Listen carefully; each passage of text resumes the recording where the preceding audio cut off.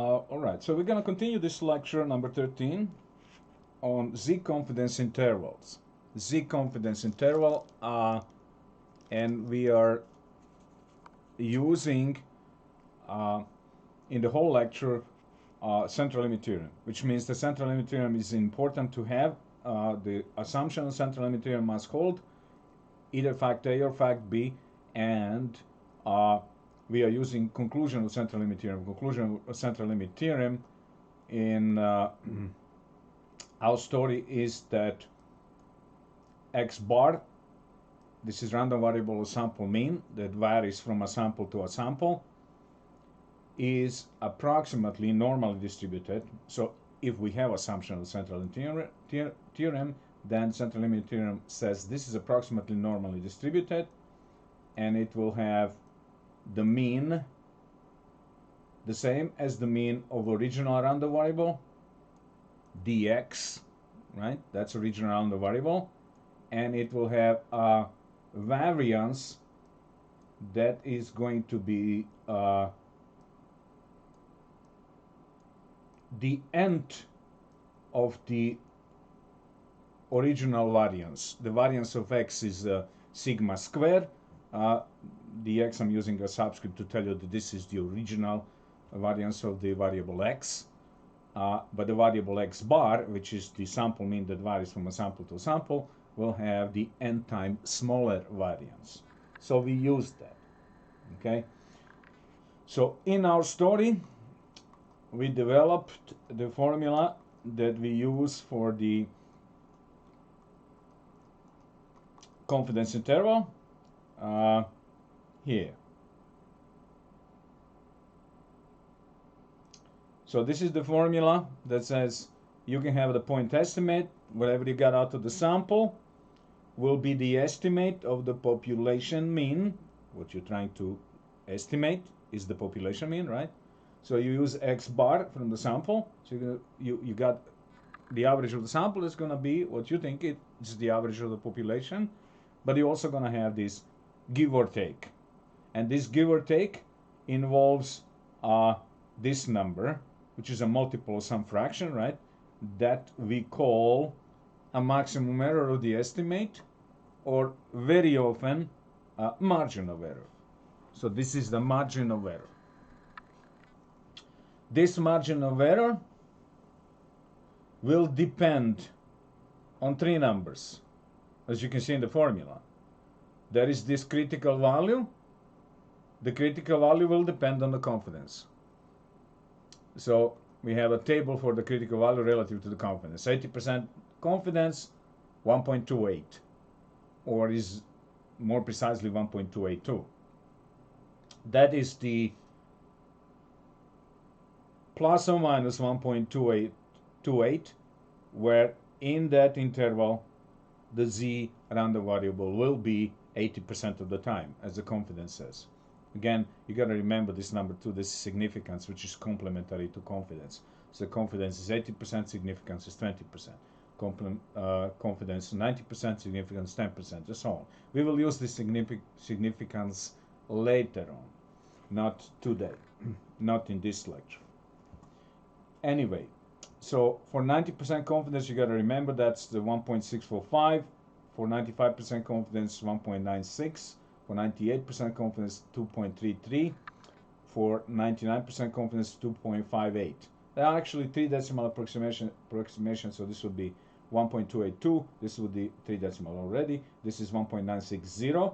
This is 2.326, more precisely. And this is 2.576 more precisely. But I'm not going to ask you that. I'm going to ask you to remember two decimal approximation, which is this row.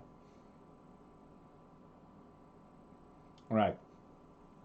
So again, the label actually for the critical value is that we use a little lowercase z with the subscript, and that subscript is the half of the significance. So for particular label. So if you're talking about 80% confidence, the label, this little number here would be 0.1, half of this, right? And so on. That's not that important. If you can remember the numbers, that's more important. All right, but we have this confidence interval. And again, The population mean will be between the lower bound here, this is when you subtract, and upper bound, this is where you add. And it will be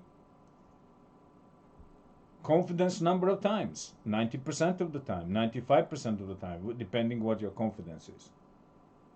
Which means that you are saying the population mean is going to be somewhere in this interval between the number when you calculate for minus and the number you calculate for plus. One of them is going to be smaller, one of them is going to be bigger, and the population mean is going to be between those two numbers. So you have your confidence interval is basically, you have this sample mean, and you're going to say give to that margin of error, this is margin of error, so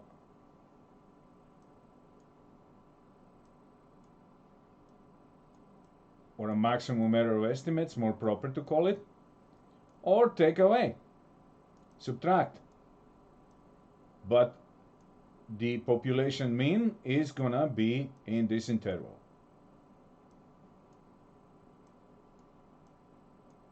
Okay, so that's the whole interval.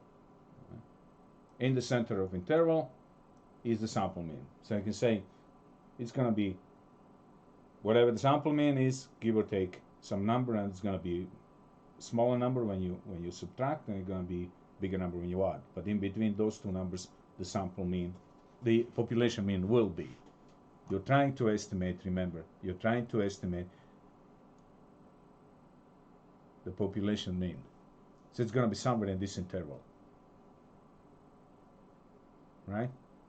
And we are confident with a particular confidence that this is going to happen. Okay, so that was just a summary of the lecture that we had.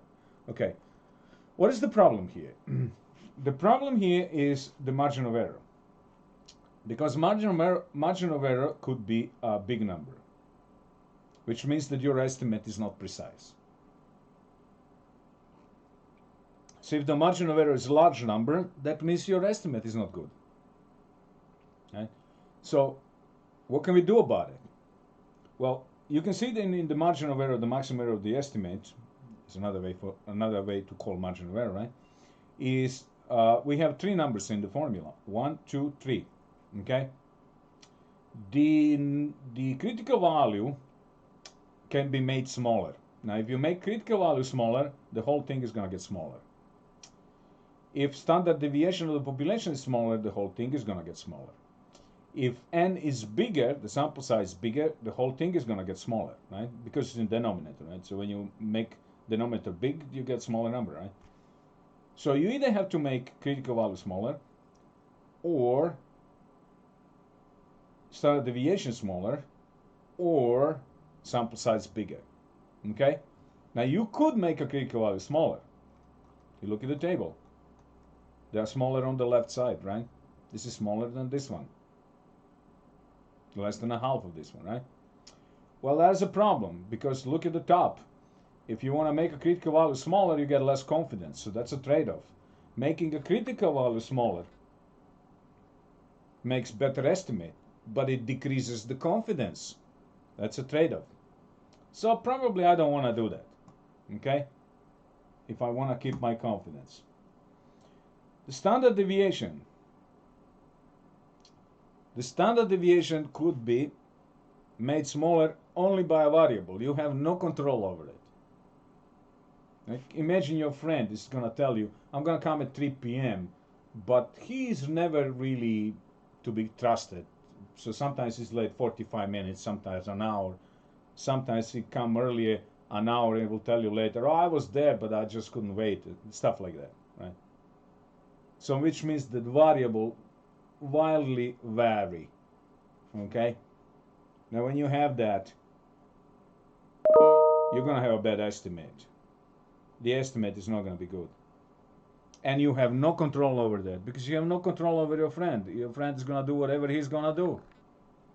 The same thing here. So you have no control over the sigma. The population standard deviation is something that is going to depend on the variable, and you will not be able to do anything about it. N is the only thing you have a control over. Sample size. If you can get a bigger sample, you're going to have a better estimate. So that's our story for this part of lecture. What N to take? What kind of N we want? Well, of course we want a big one, right? The bigger the better. The bigger N, the smaller margin of error. The better precise, the more precise estimate, and that's what we want. All right. So what do we say? In general case, we would just simply say, okay, I want to have the limit on this margin of error. So this is a margin of error again. I want to have the limit on that, and the limit on that, the upper bound, right? I want to make an upper bound. I want to say you cannot be more than this much, all right? That, when I do that, that upper bound limit is called error tolerance. This means this is how much a margin of error can be. It cannot be more than that. So we will ask that margin of error would be less or equal than whatever predetermined error or tolerance is going to be. Okay? Then you have to solve this inequality for n to find out what sample size you're going to have. Okay? So first of all, you need to divide with this and this to be able to solve for n. So when you do that, you get the 1 over radical n. I am dividing on the left side. I'm dividing with this guy and with this guy. And I have to do the same thing on the right side. So on the right side, I'm going to divide with the critical value.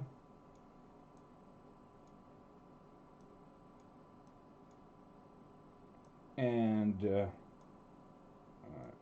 have half here, right? And I also want to divide with the population standard deviation. Okay, good.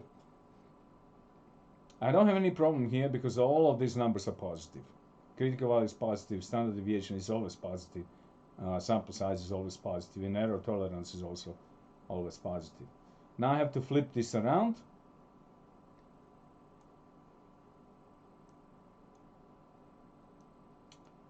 In which case the inequality also flips, and the fraction on the other side flips.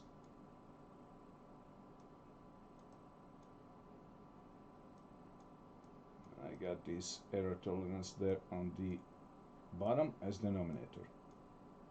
Okay? You might wonder, why is this flipping? Why is the inequality flipping? Well, for example, 1/3 is less than 1/2, right? 1/3 is definitely smaller number than 1/2. Okay? When you flip it, you get 3 and you get 2. And 3 is bigger than 2. So which means the inequality also has to flip. If you flip the sides of inequality, you need to flip the inequality too. That's a basic algebra. So it's not, we're not discovering anything particularly new here. Okay, and finally I need to square both sides because I want to really get an n.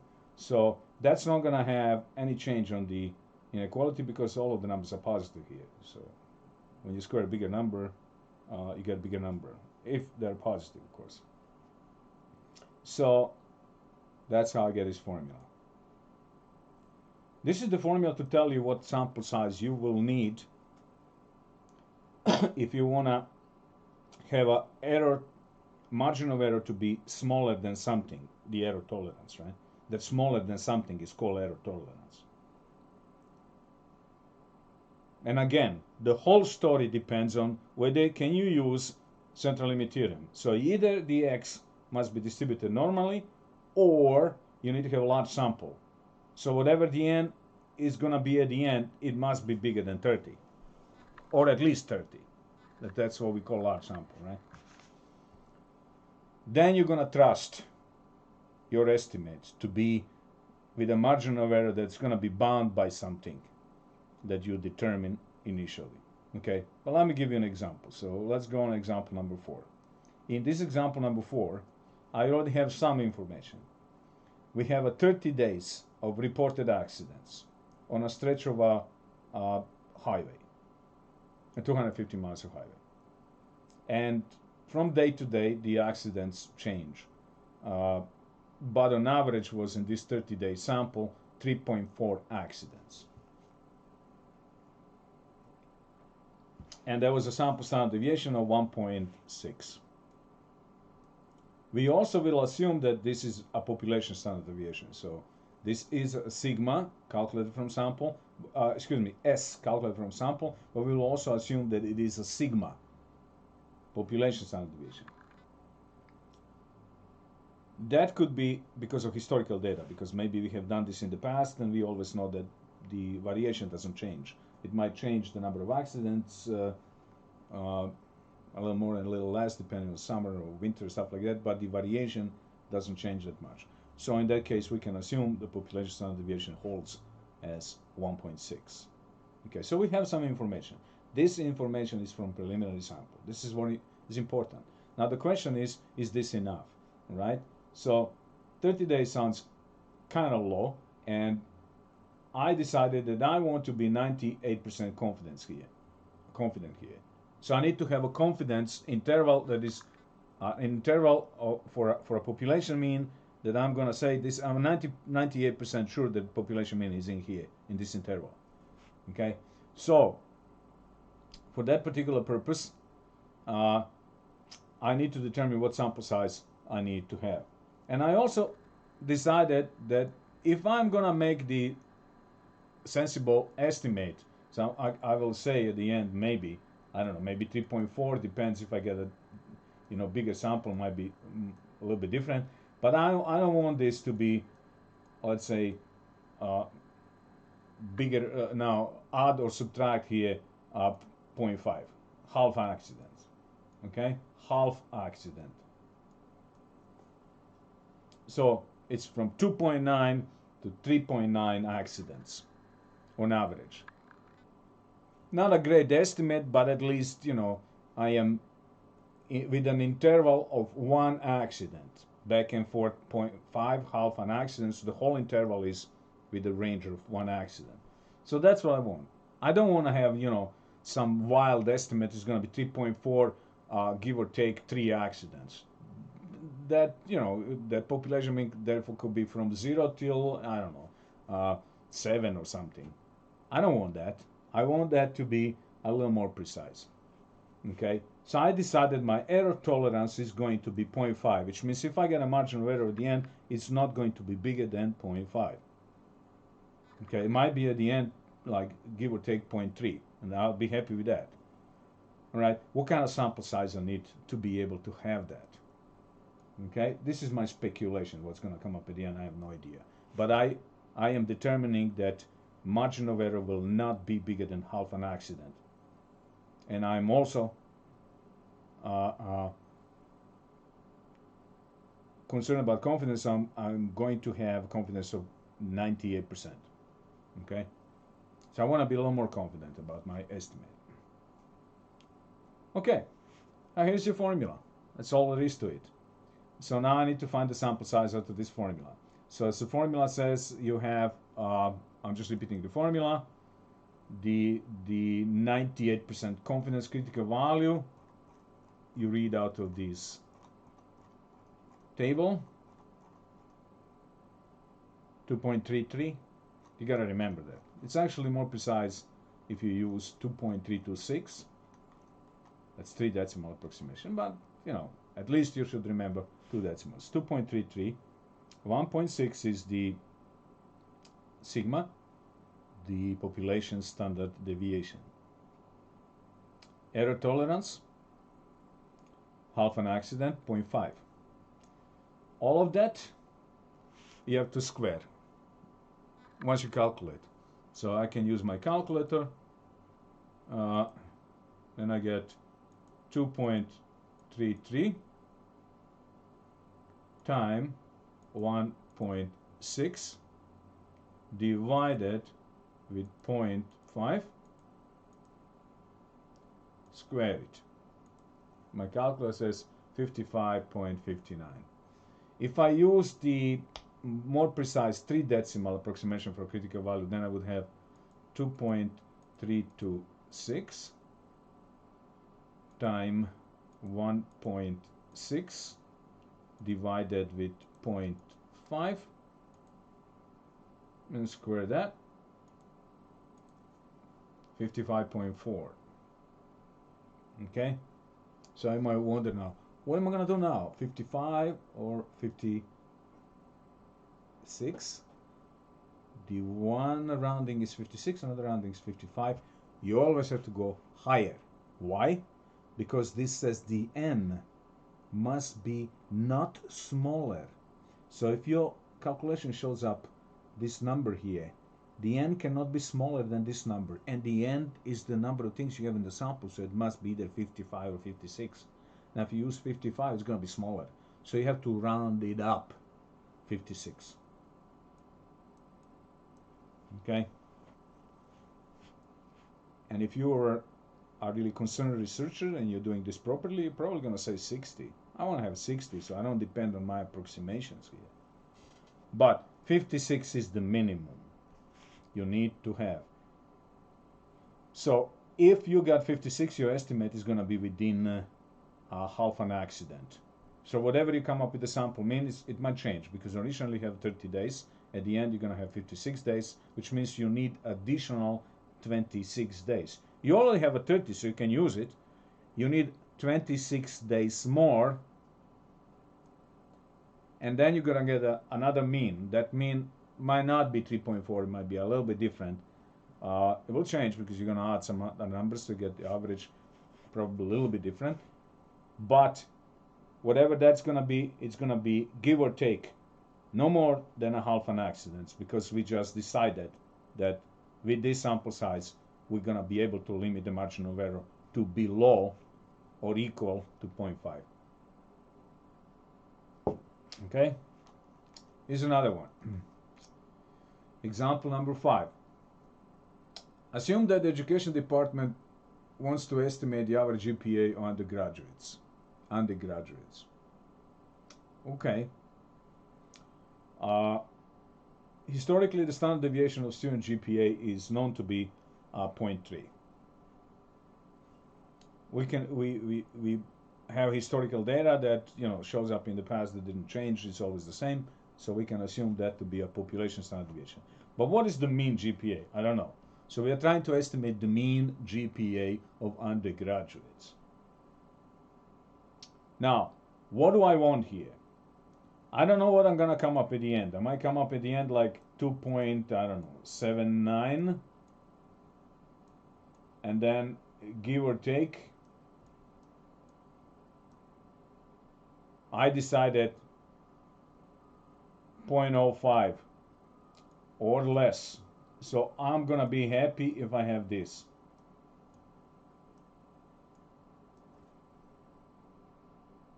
Because I am saying that I am not accepting error tolerance to be anything bigger than 0.5. So if I get something like this, I'll be okay.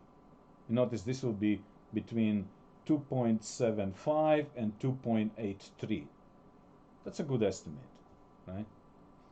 In other words, I'm saying to you, I'm not looking for some fantastic level of confidence. I'm looking for 95% confidence, but I want to have a margin of error to be small. I want a margin of error to be 5% of the whole grade. The grade is 1, right? And I want to have a 5% of the grade, back and forth. So which means the tenth of a grade is going to be the whole interval. So whatever I come up with to be a point estimate, to be the mean of the sample, I want that to be give or take no more than a 5% of the grade. So the whole thing is going to be tenth of a grade, 10%. Okay? So I decided to have a confidence of 95%, which is a classical default level of confidence, but I also want to have the most often 95% confidence is the most often confidence in the estimates. And I also would like to have the margin of error to be limited by a 5% of a grade. The grade is 1, right? You get 1, 2, 3, 4 are the grades, right? As in D, 0 is for F, of course. D, C, B, and A, right? Okay, so according to my formula, or my formula, your formula, and anybody's formula here, 1.5, this is what sample you need. By the way, notice here, I don't have information of any preliminary information. I don't have any preliminary sample, but I do have information about the population standard deviation, which is important. So here's the formula back again. The label, of course, is the alpha significance here. It doesn't matter. You got to remember this number is 1.96. Okay, the critical value is 1.96, so that's from the table that you get to remember. The population standard deviation we said is 0.3. The problem states that. And the error tolerance that we are allowing is a 5% of a grade, or 0.05. So all of this is a simple calculation. You can use a calculator, of course. 1.96 times 0.3 divided with 0.05.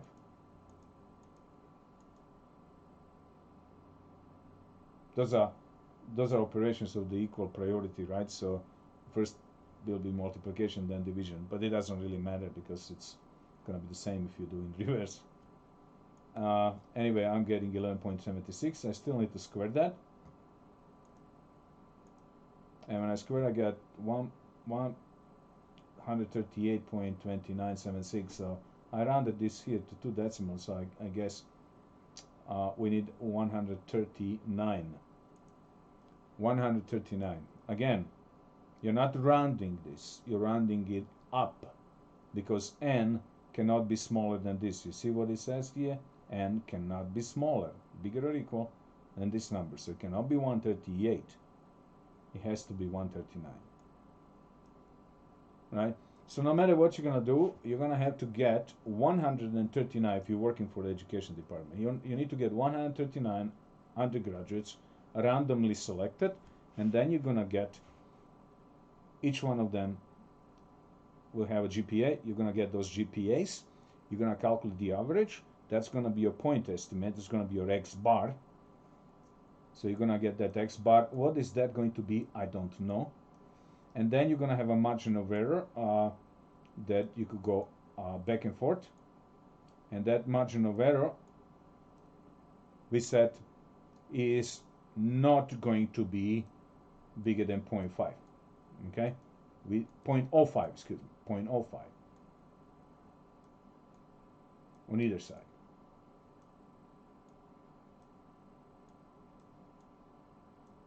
I'm talking about this interval that with the arrows is going to be no more than 0.05. So which means the whole thing is going to be no more than a tenth of a grade, right? The whole interval.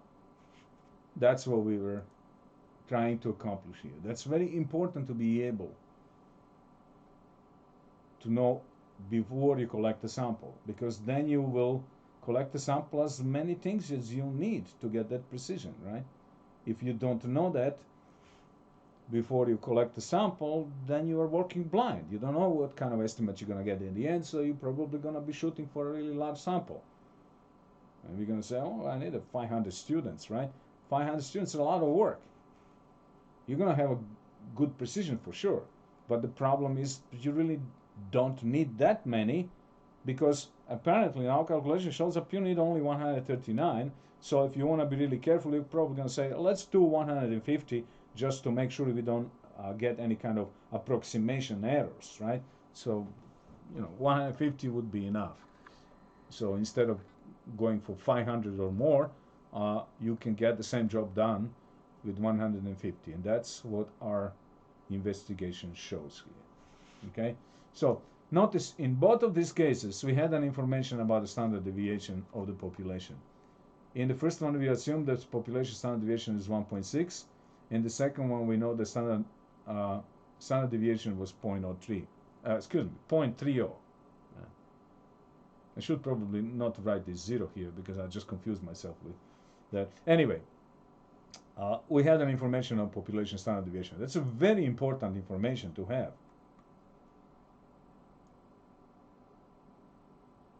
But so what if you don't know that? I mean, you're trying to estimate the mean, and there is a good chance that population mean, there is a good chance that you don't know the population standard deviation either. You might have a historical data. You might have a preliminary sample. You can assume if the preliminary sample is big. By the way, notice this is also conclusion was big sample. We need to have that because GPA is not distributed normally. So you need to make sure you have a big sample because you have to use the fact B of central limit theorem. But if you don't have any information about population standard deviation, then this formula becomes problematic here because you're missing a number that you need to know. I'm sure I am sure you will know Z. All you have to know is what confidence you need. You will surely know E because your decision is that you don't want to have a margin of error bigger than some number, so there's your error tolerance, your E. But this guy depends on whether you have any information about the variable, and you might not have it. So what do we do then? Well, one alternative is do nothing because you're not going to be able to do anything. If you don't have information about population standard deviation, and that's needed in the formula, you might not be able to calculate this formula at all. There could be alternatively have something else. You might have a large sample, preliminary sample, where you might have a sample standard deviation. You can use that as a population standard deviation, assuming that sample is large, because we are using a different limit theorem that says if you have a big sample, the sample standard deviation is very close to the population standard deviation. So you can use that. But you might not have that either. If you don't have any preliminary sample, or if you have a preliminary sample, it's not big, again, you don't have enough. Then what? Well, the trade-off must be that you need to know something about the variation of the variable. Maybe not standard deviation, maybe not variance, but something else. What other measure we have for the variation? We have range. Now, range is a very primitive measure. It says, variation is going to happen in this interval. The variable is going to be somewhere here. And the maximum is going to jump up to here and down to here, but it's not going to go outside of that. So that's the range of the variable. Okay? So what do you know about the standard deviation of the variable relative to the range? Okay, we have a rule of thumb in statistics that we say, since you could kind of assume that the mean is here, and so you're jumping that way and you're jumping that way. So I'm thinking, hey, the maximum you can jump on half of the range, right? And you're not jumping always at the end, you're jumping somewhere in between, so maybe a quarter of a range. So that's a rule of thumb, that the standard deviation would be a quarter of a range. But that's a rule of thumb. And in the estimation, we are more precise. We're calculating versus formulas. So we are not going to be using rule of thumb. Because rule of thumb, when you say rule of thumb, it means something very imprecise, something you can kind of like, have a rough approximation. So we're not going to use that. But we know one thing for sure. The standard deviation will never be bigger than a range. Because again, if this is the range, your variable varies in between, the standard deviation could not be bigger than range. The average jump away from the mean could not be jumping outside of the interval, right? So we know that standard deviation is never bigger than a range. Actually, it's smaller than a range. Okay, if it bothers you when I'm writing smaller, you can write less or equal. But it's never bigger than a range. Okay, that's important. Okay, so you can use that. And here I have an exactly example when I'm using that. So we have some business college, local business college. It's not a great school, okay? So you can think of anything you like. I'm not going to name anybody, but it's not a great school. They are requiring people entering the school to have at least 2.5 GPA, which means that C+ is the minimum they will allow you to apply. If you can apply with lower than that, but this is going to put your application packet in a shredder, so it's not important to them. they're not going to review your application if it's below C plus, if it's below 2.5. So if you're above 2.5, then you can apply. Whether they're going to admit you or not, we don't know. But that's what is their minimum. Obviously, you cannot have more than 4 for a GPA because that's the maximum you can have. So we have a range here of 1.5, okay? Something between 2.5 and 4, okay? Now, this school is not MIT or Harvard, so they're not going to publish what the GPA on average is from their applicants, right? The Harvard would tell you that. I mean, you know, the average applicant that applies to, not just admit, but applying to our school is 3.9. We don't. That's our average applicant. So they will tell you the people that want to get in this school are the best students. We don't have lower than 3.9 for an average applicant. Okay? Now, if the school is not that good, they might publish that, they might not publish that, depends how good they are relative to their, you know, peers. So these guys are not publishing anything, which means, hey, we need to estimate what is their average applicant GPA. So, we have 900 applicants. We don't know nothing about their GPAs. No information. I don't know the population standard deviation. Population standard deviation would be all of them, you know, standard deviation of all of the GPAs of these guys. I don't know. I have no idea what that is. But I know it's something below 1.5 because standard deviation is not bigger than a range, and the range in this case is 1.5. From 2.5, the minimum requirement for a applicant to have a GPA, up to 4. Nobody can have more than 4 GPA. Okay, so I am kind of with very little information here. So I'm going to use a confidence of 90%. You could say, I want to use 80%. Kind of 80% is like too low. I'm going to use 90%. So I'm kind of leaning toward low confidence, but not very low confidence. Right? 90% is not a great confidence. Default is usually 95%. So usually people want to have a little more. Okay, margin of error, I'm using the fifth of a grade, 0.2.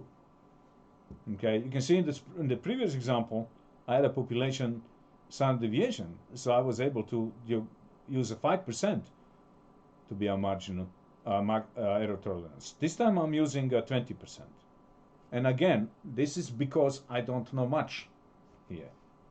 So I'm going to love bigger error, 20% of a grade. So that's going to be my margin of error here. Okay.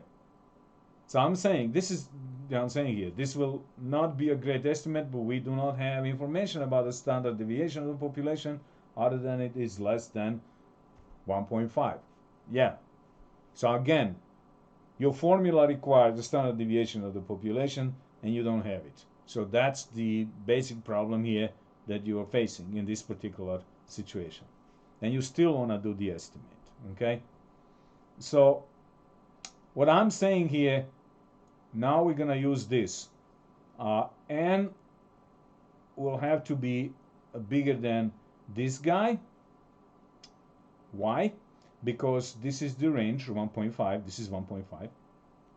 And we know that this is bigger than standard deviation. So which means that this whole thing is going to be bigger than this whole thing. Which means if n is bigger than this guy, it's also going to be bigger than this. And that's what we need, right? That's our formula. Our formula says that the n must be bigger than this guy. So if the n is bigger than this guy, it will be bigger than this guy. Tricky, but good enough.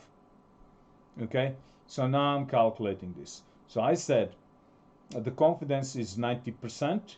90% confidence is associated with the critical value of 1.645, right? And again, refer to the table.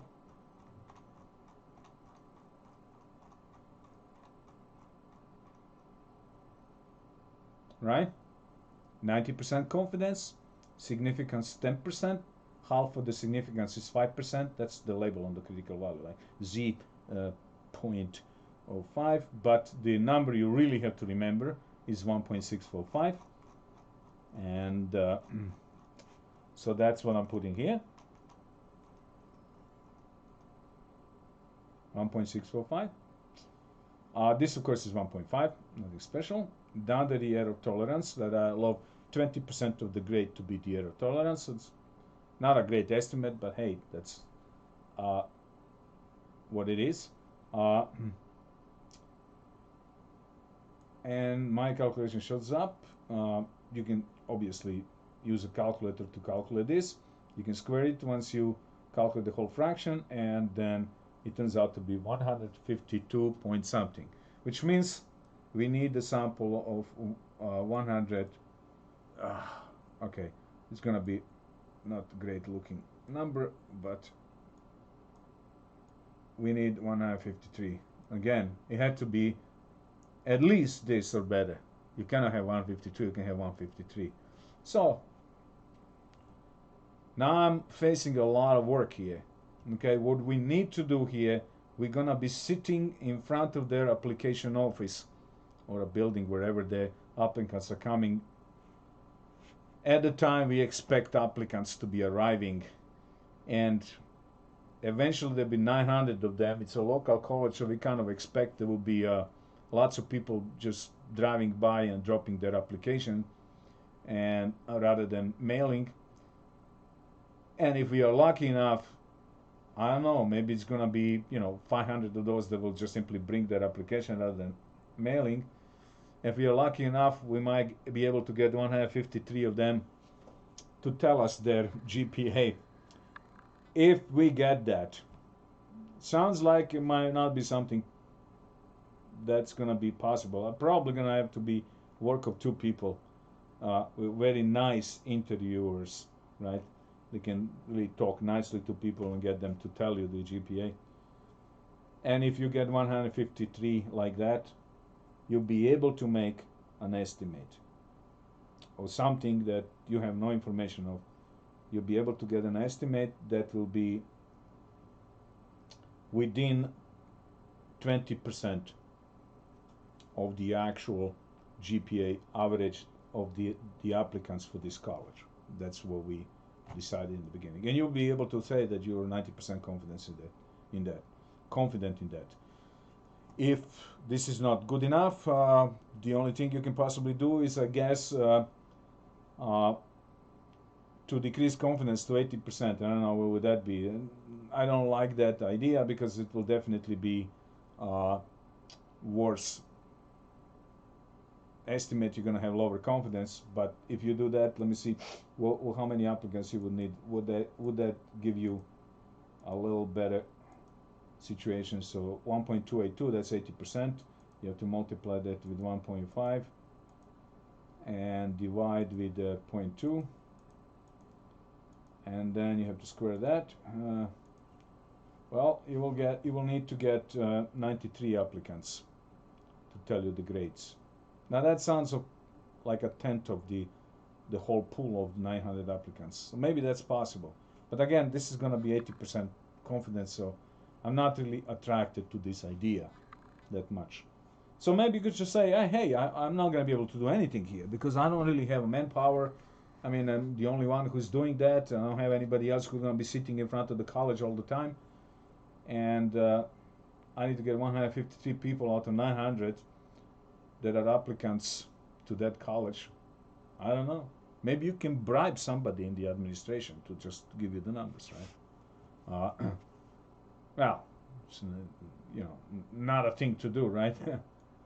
Because you're going to have to explain how did you get that number, right? If you write a paper or local journal, or if you are a video report for some TV station, stuff like that.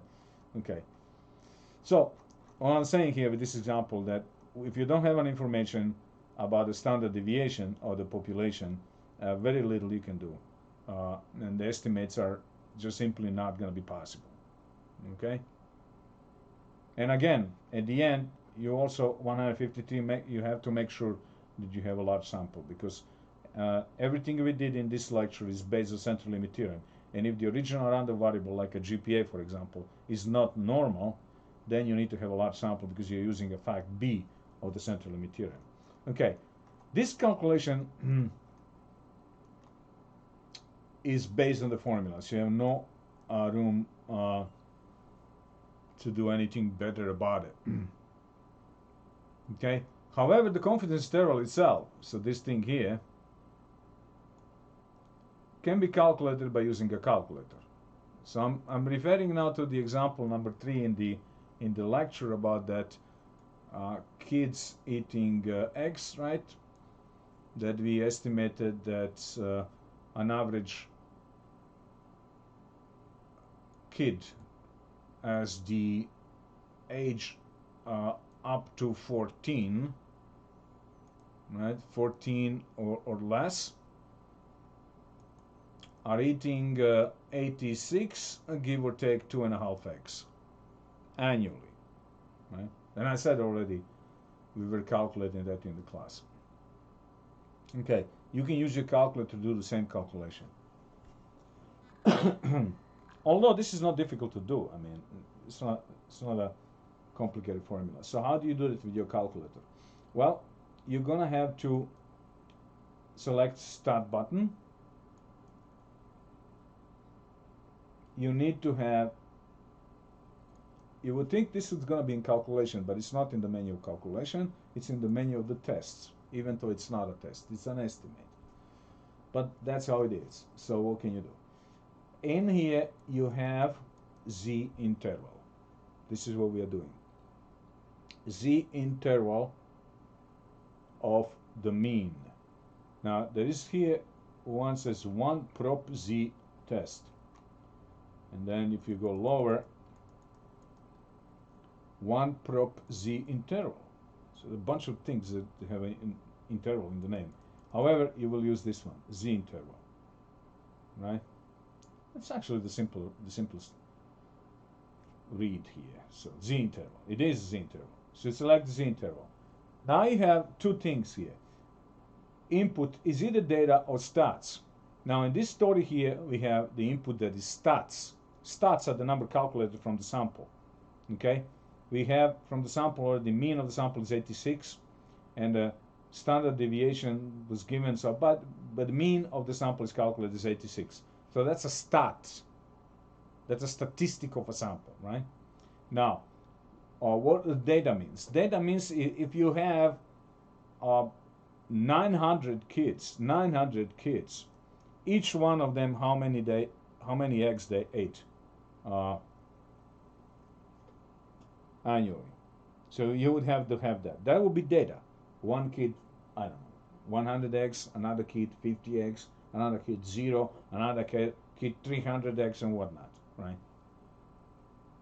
So that would be data. We don't have a data, we have stats. So remember, the stats are the number calculated from a sample. Data is raw sample. You have a sample, everything. Okay, so I'm selecting stats.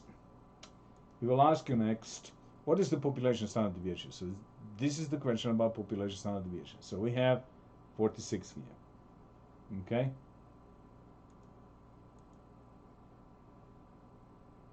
If you don't have a population standard deviation, you might have a sample standard deviation, and that could be from a large sample, and then you can substitute that for the population standard deviation, assuming that they are close.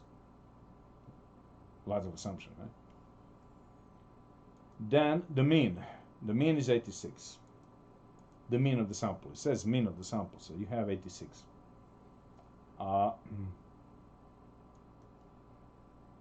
Sample size, 900. You might wonder, why do I have 1 here? Because I was calculating something else before that, so just stay in the calculator. Confidence level. Now in this particular case, we were using confidence level 90%. You can see the default is going to be on your calculator 95%. This is a usual default confidence for anything. So when you hear in the media, you know, I don't know, 36% of the people, give or take 3%, support lockdown, national lockdown. That would mean that somewhere between 32 and 38% of the people supporting national lockdown in this pandemic, right? And we are 95% confidence that's the case, because when they don't say anything, they usually mean 95% confidence. But in our example here, we want 90%. 0.9 or 0.90 if you like. And now you calculate. Okay? It will give you an interval. You can see this interval here. It will tell you the mean is 86. So if you don't have the mean, if you have the data, it will tell you what the mean of your data is. Sample size is 900. Again, if you don't have that sample size, and if you just itemize everything, it will just simply, tell you how many things you have. But this is the confidence interval on the top. So the confidence interval in our case here, notice this one here. When you subtract, you get 83.48. That's our confidence interval. Lower bound, the interval, lower bound, and then you have the upper bound when you add, which is 88.52. So this is our calculation here. Nothing wrong with that. It's a perfectly good calculation, but of course it's more precise if you do it with a calculator, because the calculator will use more decimals. But that's the mean. This is where the mean number of eggs is, the population mean. How many are kids under the age of 14 eating? Somewhere in between here, on average, right? Somebody could eat 300 eggs, I don't know. Somebody might eat none. But on average, they're eating something in between here, right? So what my calculator says, it's somewhere between 83.478 and 88.522. It's a little better than here. You see, I have a third digit here, 2. I don't have it here. Third digit here would be 0, right? And here I have 48, but here it says 478. So it would be 480 if I round this to 2 decimals. So pretty good calculation. My calculator, I don't like my calculation here. Nothing wrong with that. But obviously, the calculator has done a little more precise here. It doesn't tell you what the margin of error is. So how are you going to discover margin of error? If you have a question, what is the maximum error of the estimate, as in margin of error? The way to discover that would be, here is your mean, 86. Here is the top. So this is when you add the margin of error to 86. So if you subtract this minus this, you're going to get a margin of error. So 88.522 minus 86, you get a margin of error, which would be 2.522. Or you can say this is when you subtract. So if you subtract this guy, you subtract the margin, to get this number, you subtracted margin of error from this number. So if you want to get a margin of error, you just have to subtract this guy minus this guy. And again, you're going to get the same thing. Or if you don't even have this guy, you subtract this one minus this one and divide by 2, because whole interval is 2 times margin of error, right? So your calculator doesn't tell you what the margin of error is, what the maximum error of estimate is. But you can calculate it, because it gives you the whole interval. So the margin of error is half of the interval. Okay, so this is my story for today.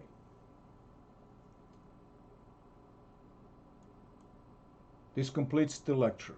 The next question you could have, all right, we were using central limit theorem, which means either the x, the original random variable, was the number of eggs people are eating, or the GPA people are having, or the applicants are having, or something else, number of car accidents on any given day, okay? It had to be normal for a central limit theorem. Or, if it's not normal, you need to have a large sample. Okay, what happens if neither of that holds? Or, if you don't know the population standard deviation, you need that in the formula, and you don't have a large sample, what are you going to do? Can you make an estimate or not? So, if you don't have a central limit theorem to back you up, what are you going to do? And in the formula, of course, you see the formula for the estimate, you need to have this guy, and this guy, and this guy. Okay, the sample size you're going to have, or you're going to determine whatever you want. The critical value you will have from the confidence, but this guy you might not know. If you don't know the population standard deviation, what are you going to do? So that's the topic of the next lecture, the lecture number 14, the lecture on the different types of confidence interval, not Z confidence interval, when we are not able to use central limit theorem. Okay? We can still do estimates, but the estimates are going to be based on something else. They will not be based on central limit theorem. So it's not going to be Z interval. For those estimates, going to be something else. So that's my next lecture. Okay? Make sure you do homeworks. I'm going to stop the stream. So this is the end of the video.